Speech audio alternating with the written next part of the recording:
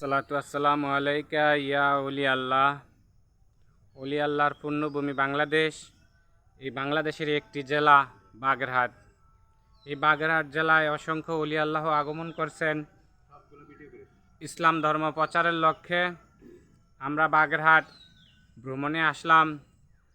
হজরত খাজা খানজান আলী রহমতুল্লাহ আলাই সহ অসংখ্য মহামানব ইসলাম ধর্ম প্রচারের উদ্দেশ্যে আসছিলেন। তাদের রওজা জিয়ারত করে আমরা খুবই আনন্দ উপভোগ করছি। এখন আমরা আছি হজরত জিন্দা পীর রহমতুল্লাহ আলাইয়ের রওজা। অনেক পুরাতন, এখনও সেই ইটের, প্রাচীন আমলের ইটের চুনাচুরকি দিয়ে এই রওজা মাজার মসজিদগুলি দেখতে পাচ্ছেন, পুরাতন। এখানে অসংখ্য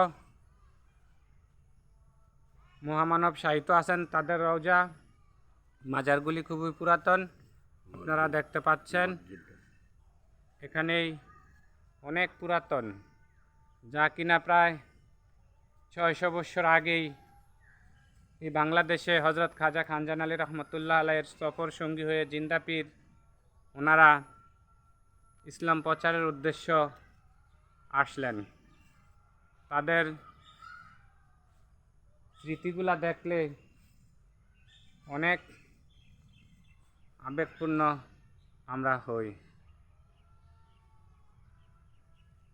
এই সেই মসজিদ, হজরত জিন্দা পীর রহমতুল্লাহ আলাইহি মসজিদ মক্তবখানা।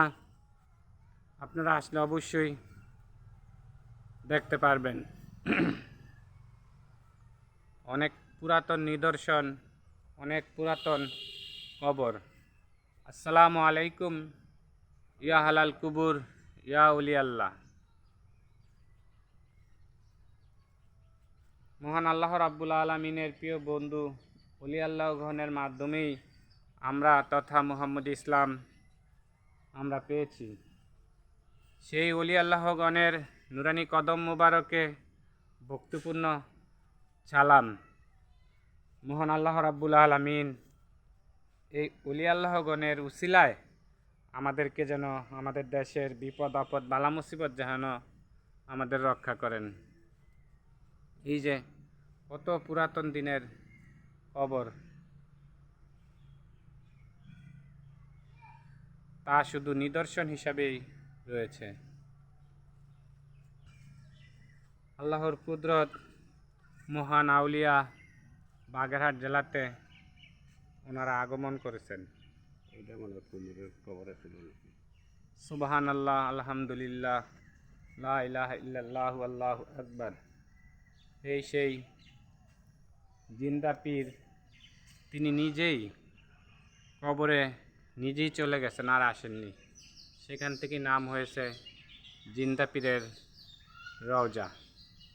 আলহামদুলিল্লাহ, মহান আল্লাহ রাব্বুল আলামিন যেন আমাদের এই সফর কবুল করেন।